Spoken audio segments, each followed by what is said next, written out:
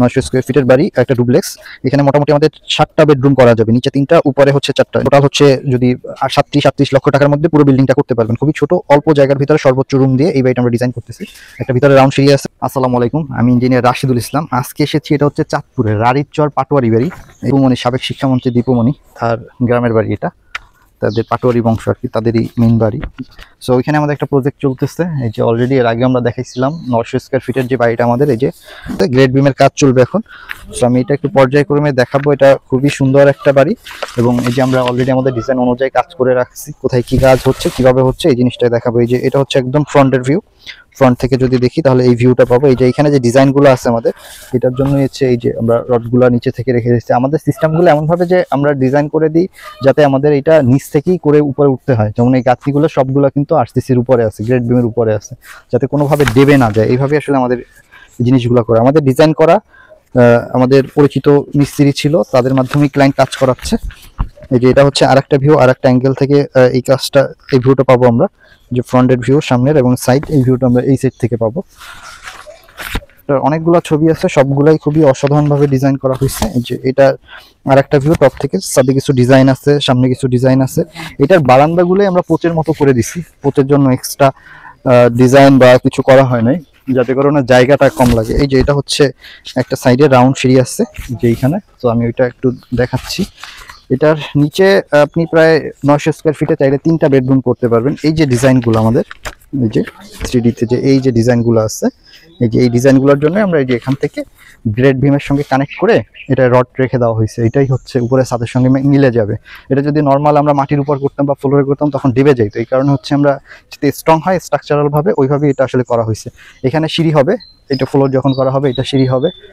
এবং এই জায়গাটা ঢুকিয়ে হচ্ছে উনি একটা ড্রয়িং রুম পাবে। এটা একটা ড্রয়িং রুম।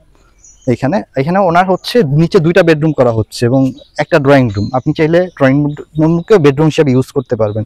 এই ড্রয়িং রুম থেকে এখানে চাইলে, এইটা হচ্ছে আমাদের ডাইনিং জোন। এখানে ডাইনিং হবে, এইখানে আমাদের রাউন্ড সিঁড়িটা হবে। এই জন্য আমরা এই যে নিচ থেকেই গাঁথনি এবং রাউন্ড বিম করে এই জায়গাটা চলে আসছে। এই যে এইখানটা রাউন্ড বিম, বিল্ডিং থেকে এই জায়গাটা বের হয়েছে, নাহলে রাউন্ড সিঁড়িটা, রাউন্ড যে ওয়ালটা, এটা বোঝা যাবে না। এই জন্য হচ্ছে এই জায়গাটা আমরা বের করা হয়েছে। এবং এইখান থেকে রাউন্ড সিঁড়িটা উঠবে, এখানে একটা বিম থাকবে, ওই বিম থেকেই রাউন্ড সিঁড়িটার রডগুলো উঠে এখানে ছাদে উঠে যাবে। এইভাবে এই জিনিসগুলা করা হচ্ছে। এবং এইখানে হচ্ছে ডাইনিং জোন, এইখানে ডাইনিং টেবিল থাকবে সিঁড়ির নিচে, এখানে একটা ভয়েড থাকবে। এখান থেকে মূলত এখানে ডাইনিং জোনটা হিসাবে ইউজ করা যাবে। আর এই যে পিছনে যেটা করা হচ্ছে, এটা হচ্ছে একটা রান্নাঘর।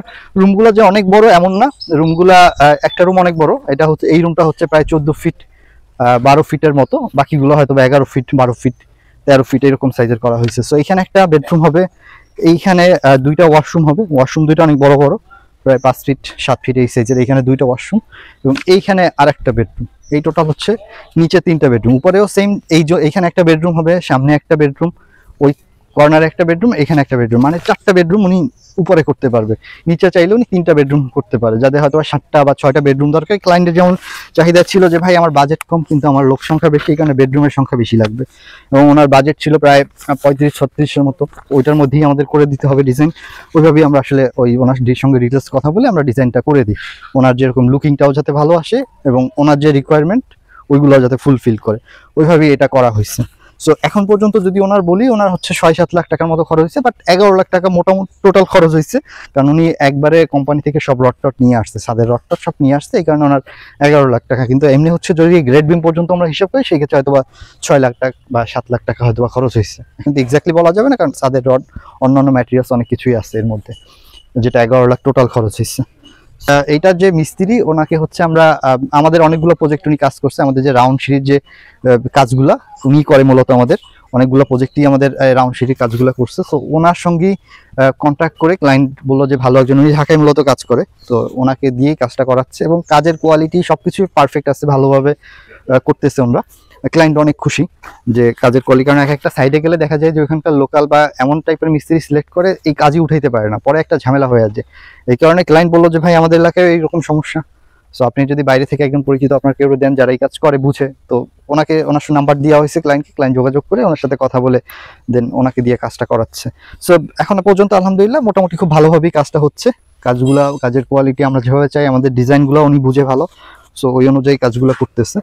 সো এই হচ্ছে এটার অবস্থা। তো এরপর যখন ছাদের কাজ হবে ইনশাল্লাহ তখন আপডেট দেওয়া হবে। 1 লাখ পর্যন্ত 22 লাখ টাকার মতো খরচ হবে এবং পুরোটা যদি আপনি কমপ্লিট করতে চান সেই ক্ষেত্রে 38 লক্ষ টাকার মতো খরচ হবে এই যে বিল্ডিংটা যেভাবে আসছে ওইভাবে। সো এই ছিল আজকে প্রেজেন্টেশন। সবাই ভালো থাকেন এবং আমাদের জন্য দোয়া করবেন। আল্লাহ হাফেজ।